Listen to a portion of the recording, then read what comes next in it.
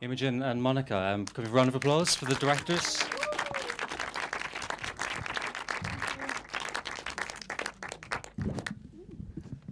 Thanks so much for joining us. Thanks for having us. I mean, it's I'm my complete now. it's my third time watching the film. You must have watched it 300 times. But the Something thing like that. the thing that really struck me just watching it there is that you've done an incredible job of generating the texture of the era, because there's so much of a bricolage of cable television, there's cassette recordings, there's home recordings, and I'm really interested in how difficult that was. I mean, how much material were you initially working with, and how difficult was it to put it together into a coherent narrative? There were several hundred hours of archive to go through. I think it was really important for us that that was the most interesting aspect for us, definitely. Mm-hmm. And we wanted it to be that people have a pattern of falling in love with our Stevie Moore, which is that you discover a video on YouTube and then you kind of go into this spiral of just endlessly watching them, and that's far more interesting than any kind of film that we probably could have made. Mm-hmm. We were kind of aware of that. So we really wanted to sort of keep it quite simple in terms of what we shot and bring that to life. Yeah. Well, I guess because we've had that question before, and I think people always are like, "Oh, how did you get the footage?" And as much as I'd like to say, like, "Oh, it was so difficult to source," we're quite lucky in a way that Stevie very compulsively gathered all of this footage, so he basically shared it with us, but the sheer volume of it was very difficult to operate with, because as Imogen mentioned, there's just so many hours, so it was it was just physically very difficult to go through all these hours of footage and him there with a camera, but also it's to be selective and to know like what to choose at, like, because probably we ended up with like maybe 15 minutes of archival footage out of a few hundred. So that was definitely the challenge. Did Stevie have any input in this, or were you able to do what you wanted? No. Okay, great. No, he did not. No, we there are a few films that exist before that have been made before that have mainly been sort of on YouTube, and they're very sort of collaborative and much more kind of like, I'd say, like art pieces and a bit more experimental maybe. And we were really keen to sort of keep Stevie at bay slightly. But that leads me to my next question, because it's a good 15 minutes before we actually see Stevie in the present in the film, which I think is really interesting. And I'm wondering, did he need to be cajoled or convinced? No. No, not at all. And because I think one of the speakers said that Stevie's career, that he sabotages his own career quite regularly, and they said that he undermined, and he's unreliable, and he's stubborn. And I'm wondering, was he like that with you, or was he more open to the idea of fame via the documentary? He's very open to the idea of fame, so that was fine. I think he was very flattered that we wanted to make a film about him, and then we did sort of we had 2 shoots with him basically, and where we spent kind of maybe a couple of weeks and maybe like a week, 2 weeks with him, maybe a bit less the second time. But it was quite intense because we basically lived very close to his house in the suburbs of Nashville, and we spent we went out there twice, and the periods were quite sort of intense because we'd come over every day for and probably spent 6-7 hours with him, right? Stevie, Well, he signed up for it. But I think basically we never got to the point where we were so close to him where we could get into a relationship where he could act badly. But we spoke to lots of people where he did have that, obviously had that relationship with them. So we were very aware of that with collaborators that he's now maybe not in touch with, or even with his ex-partner, Mari, as well. But yeah. How long a period of time was the shooting from start to finish? How many years does that span? Like a year maybe. Okay. The shooting itself, I have the dates. We came out there, the months. We came out there the first time in December, and then the following year in July we did the second shoot. So it was probably, plus then there's all the interviews with the contributors that they were shot separately. So it was probably around a year. Okay, yeah. Well, what's the genesis of the project? How did it initially come about? Your favorite question. Right. So we went to our Stevie Moore's gig at Cafe Odo.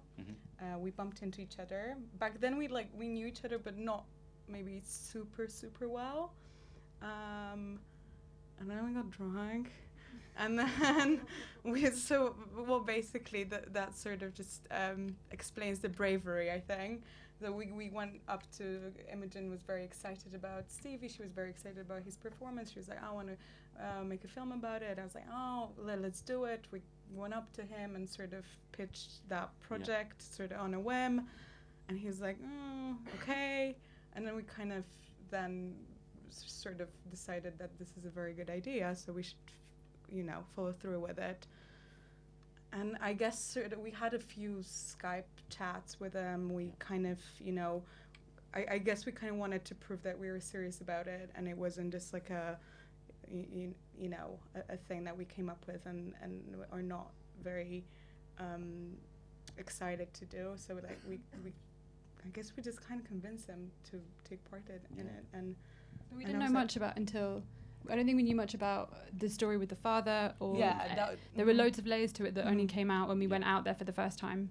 So it was definitely just that moment of seeing him in a gig and being like, wow, who is this guy? This is amazing. He found some guy in the audience. He found some guy in Dalston, I think, who had the same name, who was a rapper in his early 20s, and just got him to do a performance that was terrible. But there was like this whole, it was just a really weird, wacky, amazing gig, and we were just really excited about it. And then after that first trip, then we were like, oh, there's a lot more to this. It's really, Well, it's really fun. You mentioned the father, and I mean, Stevie is sort of heralded as the ultimate outsider artist, and then his father is in some ways like the ultimate music industry insider with all of his, and it's hinted at the rupture between them. But can you shed any more light on their relationship and how difficult that still is for Stevie?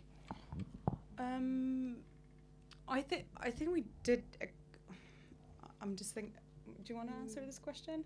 Because they're not really. I don't believe right now at this moment they are in touch, because I think that relationship has always been very, and even probably more difficult for Stevie than what we kind of showed in the film. Because I think like we were kind of being a little bit careful with like trying to not have this relationship overshadow Stevie's story, because I think he has it's such a big thing for him that he's always looked at through the lens of his father, like a lot of people, especially Bob Moore might not be particularly famous in the UK or maybe in the rest of the United States, but he was definitely a massive figure in the Nashville scene, and he played with all of these massive super popular artists.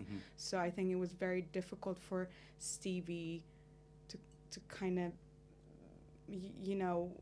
because also he wasn't, as Stevie says in the film, he wasn't a very good father, but he was such an amazing artist. I think for him it was very difficult to kind of I guess it's still difficult for him to like sort of understand this relationship that he has with him, because he does admire him, he kind of hates him at the same time, but they're not. And I think also for Bob, he didn't ever really understand what Stevie was doing and his artistry, and he never really appreciated him. I think one thing that I can say, I think Stevie was really surprised when Bob says in the film, oh, he's talented, he's a left fielder. And this is one request of Stevie's, I think, that we were like, yeah, okay, you got it. He said, oh, I really want that left fielder comment in the film. I love it. So that was, I think he was kind of really amazed that his father had some good things to say about him that he wasn't expecting. Yeah, it felt too much to land on one side of it and be like he's really abusive or whatever, because he is so chaotic and confused about. Well, you said it really well, but like he has such ambiguous feelings towards his father that you could only try and show that a little bit in the film. I hope it wasn't too subtle or whatever, but No. What does come out as the film develops is just the sense of Stevie being a vulnerable figure. How much of a sense do you think that was the case? How vulnerable is Stevie? Good question. Yeah. It's difficult because he is definitely a vulnerable figure. He's also a difficult person. Yeah. And sometimes that sort of you sort of forget that he's a vulnerable person because you just think, oh, you're just being a little bit of an asshole right now, you know, and you kind of and he's not the easiest person to deal with, but I think because of probably, again, going back to his father, like a lot of it sort of is rooted in his childhood, or but I don't want to sort of like psychoanalyze him right now. This is not, I think, what we're trying to do, but I don't know. Do you want to carry on? Yeah. He's very antagonistic, and and he behaves badly. He pushes people away. Yeah. So yes, he's definitely very vulnerable, and especially now because he has a lot of health problems, and he's not making any money, and that is really tough to see. Yeah. And that's why I think he was up for even doing a project like this, because he was hoping that what would come with it would be greater recognition and stuff like that. But I think especially his relationship with women is probably very, I'm just being very open, but it is very problematic. And I think for us too, that was something that was probably quite difficult to deal with in a way, especially seeing that he was living with Mary. Yeah. And in that relationship, I definitely was feeling like she was the more vulnerable. Okay. I was more, person. This could be a moment to open it out to the audience for less psychoanalytic questions. If anybody has a question, do you want to raise your hand, and a microphone will be provided? I think there's someone at the back. Hey, thanks. Big fan of the film. I just wanted to ask, what was Stevie's reaction to the film when he saw it? Oh my God, he loved it. He only saw it, he saw like previous versions of it, but then he saw it for the first time properly at the Nashville Film Festival, which was its US premiere in like October. He got very drunk before. He spent the whole time heckling and shouting and laughing very loudly, including bits with scenes about his father that we didn't realize he hadn't seen before. So we were suddenly like, oh my God, shit, he hasn't seen it. But he loved it. Is there another question in the audience? You can go first, and then the person at the back. Hey, also a fan. How much footage was there of him and the girlfriend? And also that particular scene, I was wondering, because I don't remember seeing it before. I don't know if it was in the older version, the one where he puts the plectrum in her mouth. That scene? It wasn't in the older version, because I think we were trying to be quite sort of delicate about this relationship, because we were talking about it. We came out twice, and the second time we were back, they weren't together anymore. So I think we're kind of trying to be respectful of the relationship. And again, much like the relationship with his father, the relationship with Mary wasn't really. That's not what the film was about. So I think what we're trying to show in that is that maybe his like sort of slight vulnerability, that he needs to be taken care of, and also, it is obviously slightly unusual because of the age gap, and also Mary was just there when we were there. It was difficult not to include Mary in the film because of the presence. Yeah. Oh yeah. So no, the question. The question was just like, how hard was it to decide which scenes to keep in with her? I really liked that scene. Mm-hmm. I was actually wondering if it was a bit long, like if it had gone on for a long time. Sorry for not answering the question in the first. No, that's right. I don't think I finished it. I think it was quite difficult. I think we struggled with that scene a little bit. And also we then started working with a new editor with the kind of the very last version of the film, and I think Pablo, our editor, who's amazing, by the way, he did a great job. If you guys ever needed an editor for a documentary future, I can't recommend him enough. And he's not even here. And I think he kind of tried to. I think he dug it out And he was like, oh yeah, we should include it. And we were like, okay, that does make sense. Yeah, you asked that question about narrative at the beginning that I also completely didn't answer. And that was it was really hard, I think. And we had a first cut. We thought it was going to take, we heard that it took 5 years to make a feature doc. And we were like, whatever. We did it in 2 years and it's great. And then 5 years later, like, it's only just come out. But that was a process of working with two editors really.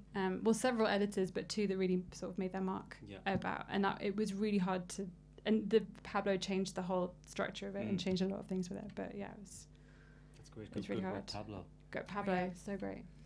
I think there was a question at the back. Hiya. Thanks for the film. I've been wanting to see it for ages, and I really enjoyed it. Great, thank you. You kind of we actually don't know answered you as well, which is exactly. which is exciting. Person asking the question we don't know. I was kind of wondering, you kind of answered my question, I think, a bit, but I was wondering what happened from when you were funded on Kickstarter to, I guess, when it came out at Sheffield?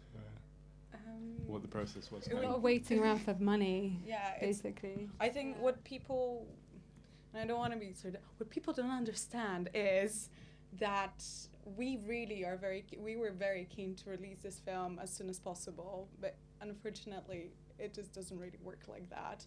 And we got our initial funding through Kickstarter, which was amazing, and we managed to go on our second filming trip because of that. But then we were kind of out of money when we got to a stage of a rough cut, and then we needed some more support. So then we pitched the film to Spring Films, which is our production company, and they took it on board. But that took like 7 months. Yeah, but that basically sort of from the moment we sent the first email to them to the kind of the agreement that we had, that was probably almost a year. And then from then on, the kind of the process of like trying to find extra money to finish the film started, and that took another year. And then we actually edited the last cut fairly quickly, but sort of waiting around to fund the film, that just takes a whole lot of time. Don't send out a first rough cut like that's an hour and a half long to production companies, which is what we did. So no one wanted to watch the film at all. And it, I think that would take a long. That took a really long time. Were Lush also involved in the production of this? They no, were. Yeah. Oh. Well, not in the production of it. Well, they're in the funding of it.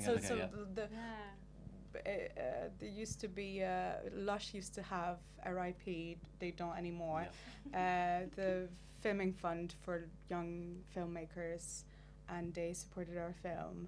And they've been great. Yeah, they were amazing. That's fantastic. Great company. Yes. Are there other questions? I think there's quite a few. Okay, so 1, 2, and 3. I've got very simple questions. We'll go 1, 2, and 3. I don't know if you're going to know the answer to this, but obviously you showed his personal relationship with this Marine, which was kind of current when you were filming. But do you know if that was the only personal kind of relationship he'd had in his lifetime? It certainly wasn't. So I think the ladies' man. It was the one. That was the one you found. Yes, that was but I think the most sort of the longest certainly relationship he had was it's briefly mentioned in the film. He was cohabiting with a woman in New Jersey because it's mentioned in the film. He moved to New Jersey from Nashville to sort of pursue his career, and then he was involved with a woman there for 27 years. Oh, okay. And then they split up, and that prompted his move back to Nashville. Okay. And this is when he moved into the flat that you can see in the film. But yeah, he spent like over 2 decades in New Jersey, and he was involved with the woman there. And we approached her to be in the film, but she didn't want to be. There was a period of her life and also the film wasn't really. No, it wasn't about his relationships. Yeah. Just was wondering. That was all. Yeah. Okay, thank you. Second question was. Hi. Thanks for the film. Fantastic, I thought. You said that this the project came around in a totally sort of spontaneous way. I was wondering if now it is out there in the world and you've gone through it all, if you have any plans to work together again and thought about other things you might do. No, we hate each other. We nearly made a film together again recently. That is actually true. We did. Yeah, we were working on a film together recently, but yeah, I wasn't able to continue doing it, making it, but Monika is still doing it. Yeah, I think so. Yeah, I think immediately when it finished, we were like, maybe not. And then like a year later, we were kind of like, this worked well. Yeah. We're still friendly. We're still friendly. We're still good friends. Yeah, sorry. And if you just wait for the microphone, you can. Yeah, it was just following on from what you're saying about the timeline from being up to 5 years. And then I was just wondering what the budget was from start to finish. How much over was it, and was it a nightmare and extra funding? So I don't know how much I can also kind of talk about, because there's third parties involved, and I don't. But it's a micro budget. A lot of for where a feature documentary usually would cost probably. Modest budget would be about £80,000. Ours was less than that, and a lot of it initially was self-funded. So basically, the first trip, like the equipment was completely sort of out of our pocket, and then we did a Kickstarter campaign, and then the Lash came on board, and also Fremantle was our distributor. They basically came through with that extra money for post-production. So what was the Kickstarter raise? What was that? £12,000, I think. But it was only $8,000 to like take home, because that they take a percentage on top of that. But yeah, it was about $8,000. Yeah, something like that. Yeah. So that enabled us to go on the second trip, and then arrive at the kind of the rough cut, and then. But yeah, that was just the sort of beginning of it. We have time for one more question. Does anybody want to be brave and have the final word? Why not? Yeah. Oh, yeah. I was just thinking, I actually didn't know his music that well, but I really enjoyed it. And I was just thinking, do you have a sense of achievement? Because obviously you met in that Cafe Otto, saw his gig, and kind of that springboarded the idea of the documentary. But just watching it, someone didn't know his music, it seems like a tremendous achievement to archive someone who is tremendously talented and is in his elderly years, and you managed to grab those amazing interviews with him. So that just struck me. Do you feel a sense of achievement about that? Oh, thank you so much. That's so nice. Yeah. Thanks a lot. I think it's taken a long time for it to sort of come to the big screen, but I feel really proud of it. Yeah, definitely. Yeah, I think we've made a film that we would like to watch as well. So, yeah, I think we're both very proud of it. Yeah, you should. Yes, thank you. I think that's a fantastic way to finish. What a brilliant last question. I'd like to thank Imogen and Monika. Well done on the film. It's in circulation, I think, now. It's going to be in. It's on Now TV. If anyone has a membership or subscription, that's what it's called. Fantastic. And it's showing on Thursday. Exactly. Oh, it's showing on Thursday again. If you fancy seeing it again, or you have any friends that you want to share this news with, then yeah, it's showing on Thursday in this exact room. Yeah.